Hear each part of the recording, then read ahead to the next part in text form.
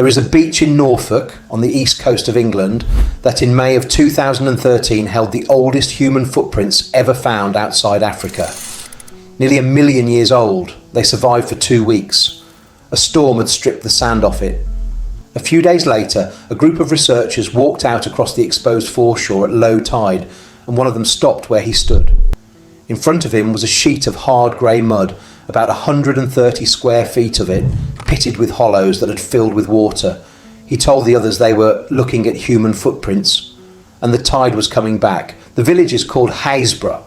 It sits on one of the fastest eroding coastlines in Britain, a place where houses have gone over the cliff edge within living memory, and the road simply ends in mid-air. And that erosion is the only reason anybody has ever seen what is underneath it. The cliffs themselves are sand and clay, dumped there by glaciation about 450,000 years ago. But beneath all of that sits something much older, a formation of estuary and river sediments laid down long before the ice ever arrived. 900,000 years ago, this was not a coast at all. There was no North Sea. Britain was joined to the European mainland, and this spot was the upper reach of a wide river estuary. Mudflats, channels, open water. The sea is the excavator. It is also the thief. By 2013, archaeologists had already been working this coastline for years, and they had a reason. Since 2005, worked flint had been coming out of these sediments.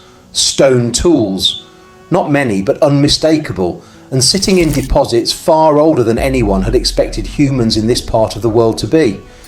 When that work was published, it pushed the record of human occupation in Northern Europe back by at least 350,000 years. The site had already broken one timeline before anybody found a footprint, so there was a team on that beach.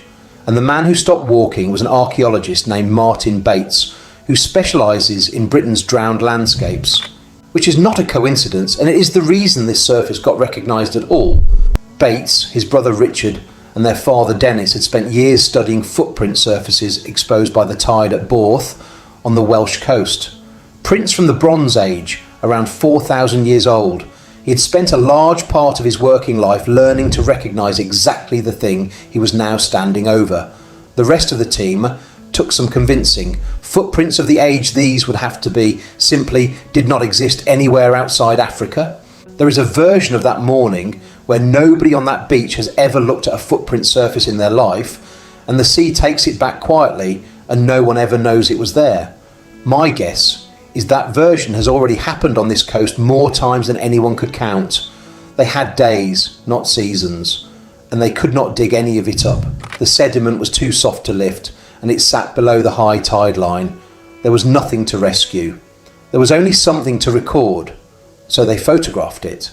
Hundreds of images of the surface from every angle, in bad weather, working between tides, feeding the whole set into software that reconstructs a measurable three-dimensional model out of overlapping photographs.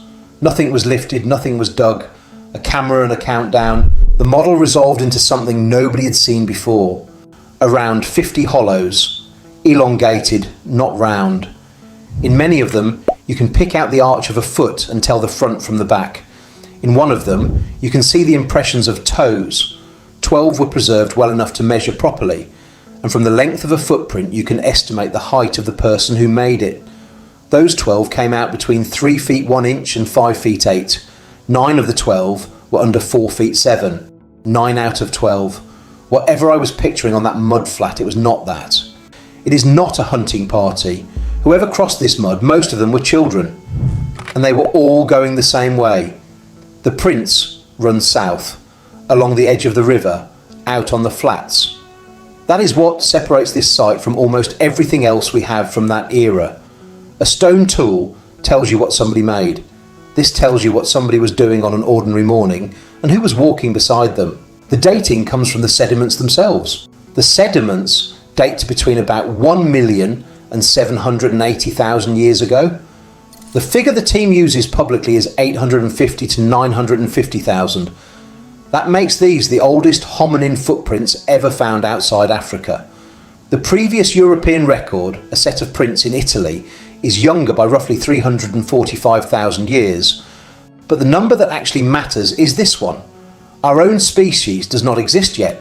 Homo sapiens is still something like 600,000 years away from appearing anywhere on Earth.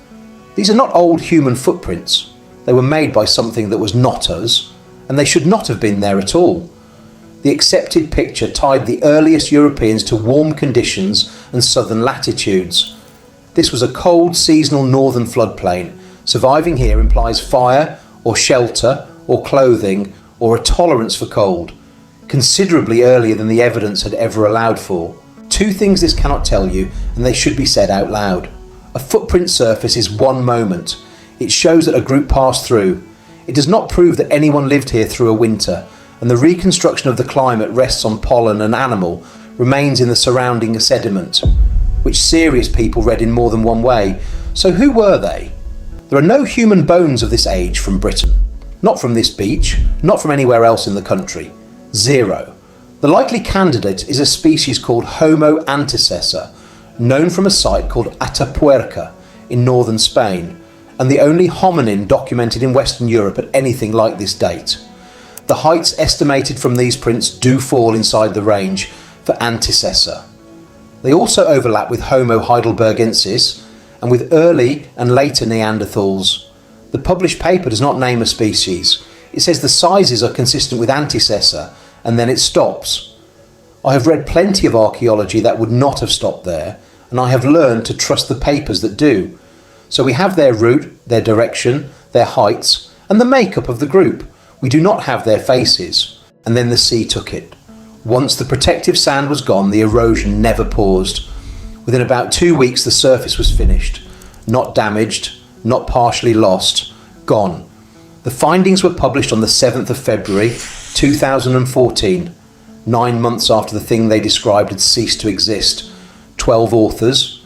What survives of it now is a set of photographs, some casts, and a computer model that inverts the usual shape of these stories. In almost every story like this one, the fight is over whether the evidence is real. Here, nobody seriously argued about the evidence. The opponent was the tide, and the tide was never going to lose. And the coast is still doing it. Smaller footprint surfaces were exposed again in 2018, and again in 2019. The 2019 find was not made by an archaeologist. It was made by a man named Paul Macro, who hunts fossils as a hobby, and happened to be photographing and scanning the coastline on a job for a design studio. He messaged the team saying he knew how ridiculous it was going to sound, but he thought he had just found human footprints 800,000 years old. He had. Nick Ashton of the British Museum confirmed they looked like the ones from 2013, were probably the same age. Macro got his scan. Sand and tide covered them over within a couple of days. 6 years apart, two different people happened to be standing in the right place at the right hour of the right tide. Both times the world got a few days. You can walk that beach today. It is promoted now as the Deep History Coast with a marked trail and the footprints as one of its great finds. And there is a complication in that, because sand pumped ashore by a coastal defence scheme further up the coast now covers much of it, protecting the village and exposing the deep pass pull in exactly opposite directions. That coastline is still opening and closing. Somebody will be standing on it the next time, or nobody will. Subscribe and I will tell you which. Thanks for watching.